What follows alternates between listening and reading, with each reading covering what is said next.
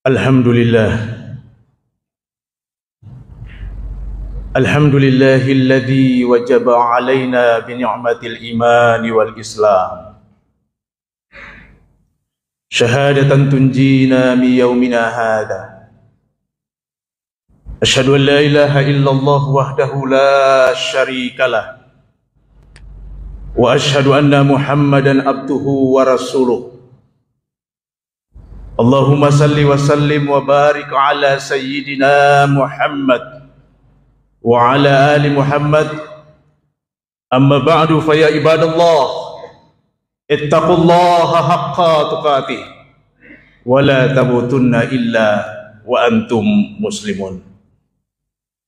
Kaum muslimin, hamba-hamba Allah sidang jamaah Jumat yang dirahmati oleh Allah Subhanahu wa taala. Memenuhi rukun khutbah, khatib mengajak untuk kita senantiasa mari bertakwa kepada Allah Subhanahu wa taala dengan melaksanakan segala apa yang diperintahkan dan menjauhkan apa yang dilarangnya. Jamaah, khutbah pendek kita pada siang hari ini adalah refleksi tentang kepemimpinan di dalam Islam, sebuah ikhtiar. Paling tidak ada tiga alasan kenapa sehingga tema ini diangkat.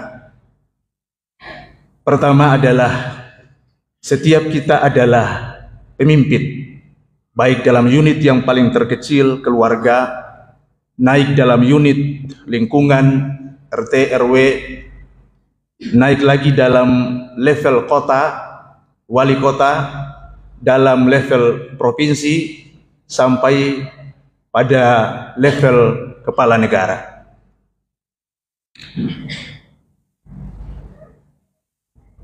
Kullukum ra'in wa kullukum mas'ulin an ra'iyati. Setiap kita adalah pemimpin dan setiap pemimpin akan diminta pertanggungjawaban oleh Allah Subhanahu wa taala. Alasan yang kedua adalah sebagai seorang muslim sejati, nice muslim, dan seorang warga negara yang baik, good citizen, kita baru selesai melakukan sebuah hajatan negara, yakni memilih atau mencoblos baik wakil-wakil rakyat kita yang ada di legislatif maupun pilpres.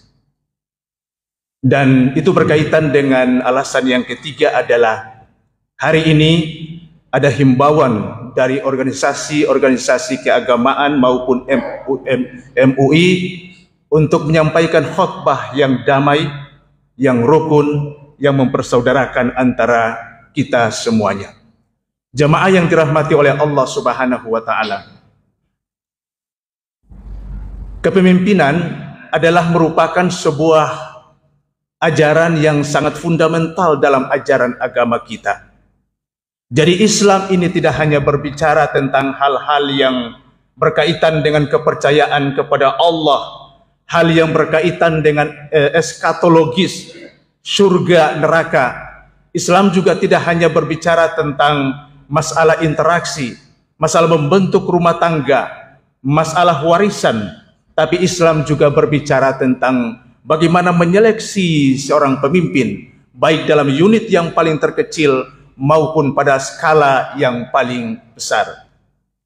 Ya ayyuhalladzina amanu atiullaha wa atiur rasul wa ulil amri minkum.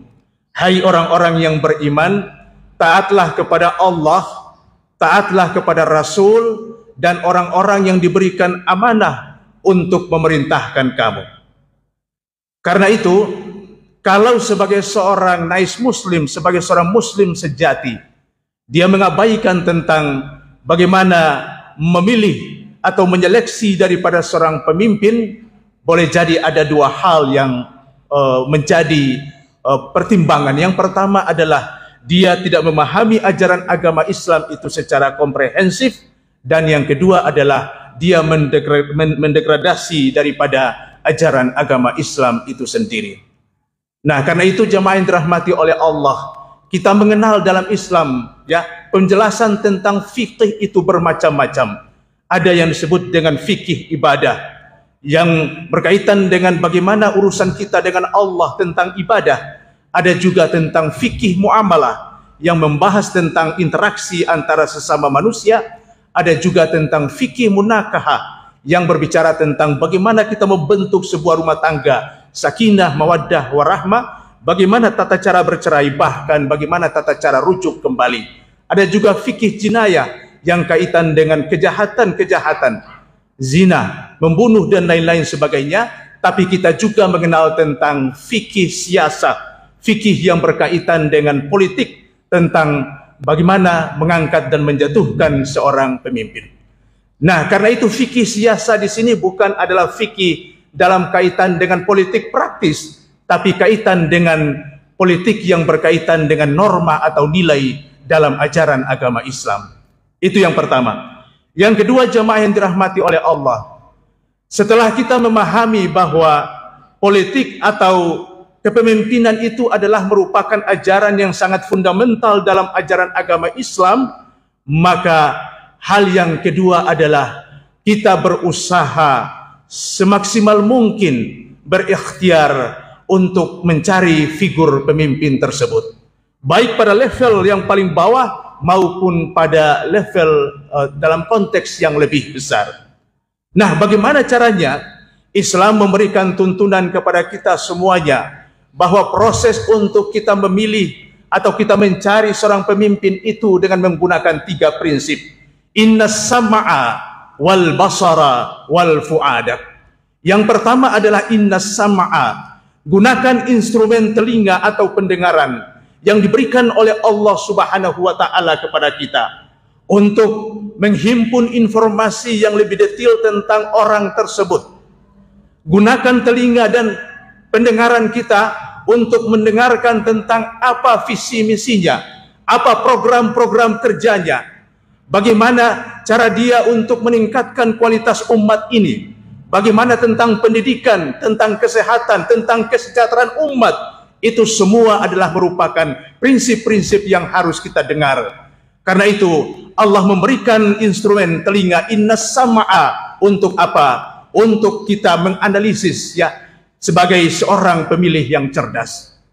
Nah, setelah innas sam'a, mendengarkan, yang kedua adalah wal basar. Gunakan mata kita, gunakan penglihatan kita untuk apa? Untuk melihat profiling daripada calon seorang pemimpin tersebut.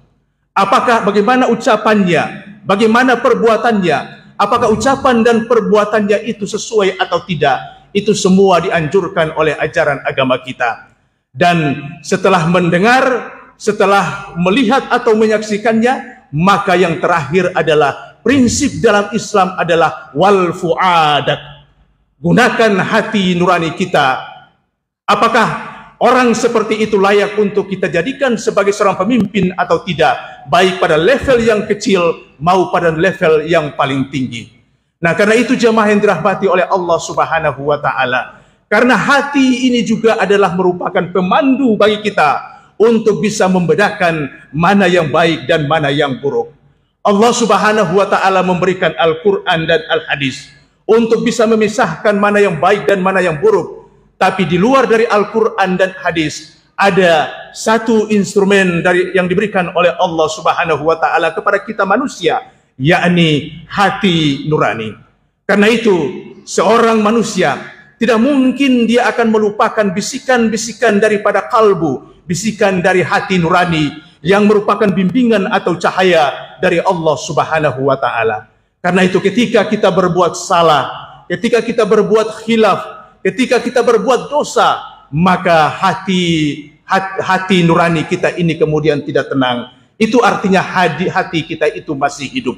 Nah, jamaah yang dirahmati oleh Allah Subhanahu wa taala. Jadi, setelah mengetahui tentang prinsip-prinsip bahwa politik atau kepemimpinan dalam Islam itu adalah ajaran yang fundamental yang berkaitan dengan fikih siasah, yang kedua adalah ikhtiar untuk kita mencarinya, dan yang ketiga, yang terakhir adalah Allah Subhanahu wa taala menuntun kita setelah kita menetapkan sesuai dengan hati nurani kita, maka kita mohon bimbingan dari Allah Subhanahu wa taala untuk berdoa kepada Allah, semoga pilihan kita itu adalah pilihan yang terbaik.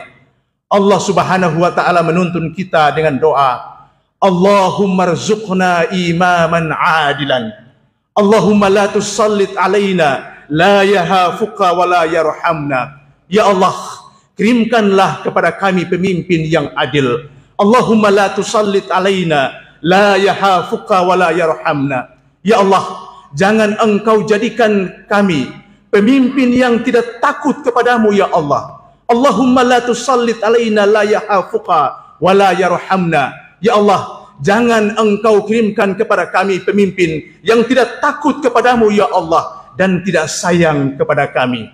Bahkan ada tuntunan, Allahumma inni a'udzubika min amratin sibyan was-sufaha. Ya Allah, lindungilah kami dari pemimpin yang jahat, dari pemimpin yang buruk, dan pemimpin yang memiliki sifat kekanak-kanakan. Jemaah yang dirahmati oleh Allah Subhanahu wa taala, kita semua sudah berikhtiar untuk memilih sesuai dengan hati nurani kita.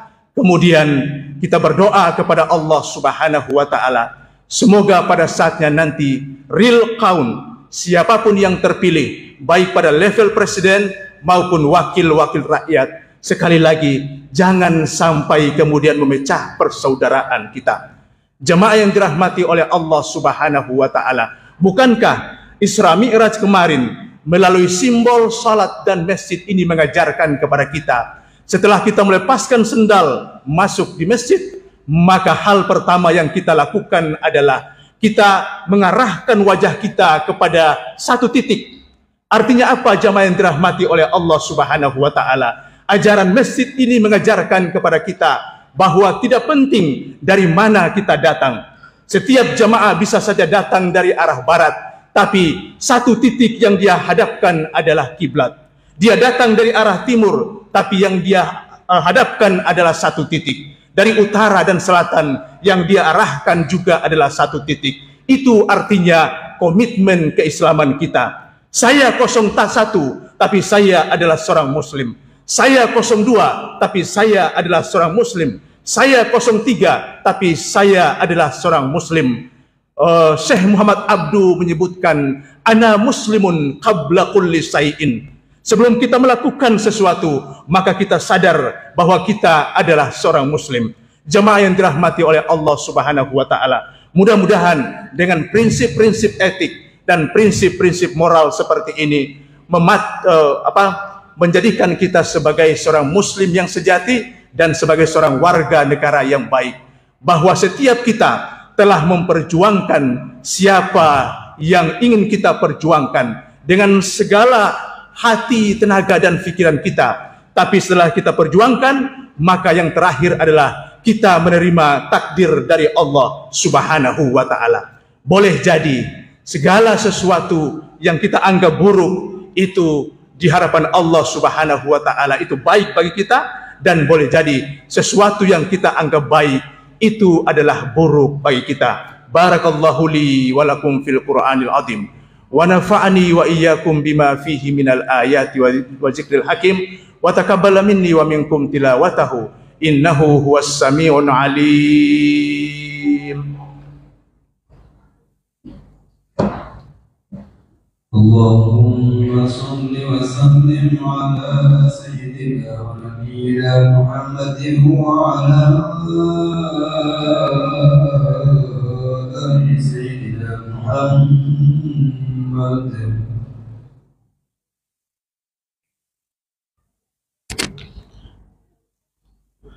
Alhamdulillahilladzi amarna bil ittihadi wal i'tisami bihablillahil matin. Ashhadu an la ilaha illallah wahdahu la syarika lah wa ashhadu anna Muhammadan abduhu wa rasuluh.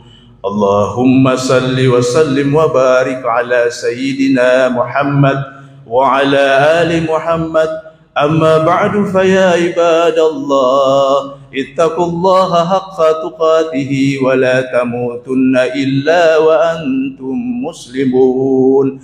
wa'lamu anna Allah subhanahu wa ta'ala amarakum bi amrin bada fi bi nafsi wa thanna bi malaikatihi al-musabbihati bi qudsi faqala ta'ala fil kitabil karim inna Allah wa malaikatahu yusalluna 'alan nabi ya ayyuhalladzina amanu sallu 'alaihi wa sallimu taslima. Jemaah yang dirahmati oleh Allah Subhanahu wa taala, menutup dari rangkaian khutbah yang kedua ini sebagai refleksi dalam bulan yang mulia ini dan menuju gerbang Ramadan, maka saya ingin menyampaikan sebuah doa yang dituntun oleh Allah Subhanahu wa taala kepada kita semuanya, yang doa ini setiap saat, setiap waktu mungkin kita sudah hafal, tapi diungkapkan kembali dalam rangka untuk refleksi atau perenungan bagi kita. Allah menuntun kita, Rabbi auzi'ni an ashkura ni'mataka allati an'amta alayya wa ala walidayya. Ya Allah, ya Tuhanku, berikan hamba kemampuan untuk mensyukuri segala nikmat yang telah Engkau limpahkan kepada hamba. Usiaku sudah tidak muda lagi. Begitu banyak nikmat yang telah Engkau limpahkan kepadaku. Nikmat kesehatan, nikmat umur, nikmat anak, nikmat pekerjaan, dan nikmat udara yang Engkau berikan kepadaku. Wa ala walidayya, dan juga kepada kedua orang tuaku. Wa aslih li fi dzurriyyatin, dan Allah melanjutkan dalam ayat itu, Rabbi auzi'ni an ashkura ni'mataka allati an'amta alayya wa ala walidayya wa an a'mala salihan tardahu.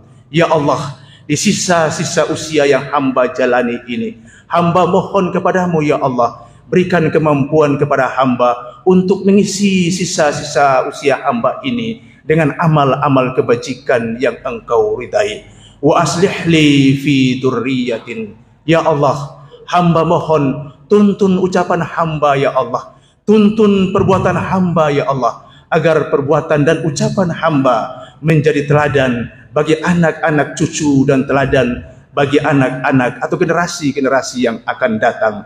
Inni tubutu ilaika, ya Allah, pada usia yang panjang yang Engkau telah berikan kepada hamba sampai saat ini, inni tubutu ilaika, banyak kesalahan dan kehilafan yang sudah hamba lakukan ya Allah. Inni tubutu ilaika, hamba mohon ampun kepadamu ya Allah, hamba bertaubat kepadamu ya Allah. Lalu Allah tuntun kita dengan penutup yang sangat indah sekali, wa inni minal muslimin. Ya Allah, pada suatu saat nanti, ketika di ujung daripada perjalanan hidup hamba ya Allah, ketika Engkau mengirim malaikat maut untuk mengambil nyawaku ya Allah, saat nyawa ini berpisah dengan jasadku ya Allah, dan pada hari bahagia itu tiba ya Allah, wa inni minal muslimin, maka wafatkanlah hamba dalam keadaan sebagai seorang muslim. Wardallahu ma'al arba'atil khulafair rasyidin Abi Bakrin wa Umar wa Uthman wa Aliyin wa ala baqiyatis sahabat wa tabi'in wa man tabi'ahum bi ihsanin ila yaumiddin wa alaina hum birahmatika ya arhamar rahimin. Allahumma ighfir lil muslimina wal muslimat wal mu'minina wal mu'minat al ahya'i minhum wal amwat innaka samiun qaribun mujibu da'wat ya qadiyal hajat. Rabbi auzi'ni an ashkura ni'mataka allati an'amta alayya wa ala walidayya wa an a'mala salihan tardahu wa aslih li fi dzurriyyatin wa inni tubtu ilaika wa inni minal muslimin. Rabbana atina fid dunya hasanah wa fil akhirati hasanah wa qina adzabannar. Ibadallah, innallaha ya'murukum bil adli wal ihsan wa ita'i dzil qurba wa yanha 'anil fahsya'i wal munkar wal baghi ya'idukum la'allakum tadhakkarun. Fadhkurullahal azim was'aluhu ni'amihi yazidkum wa la dzikrullahi akbar. Qimis shalah.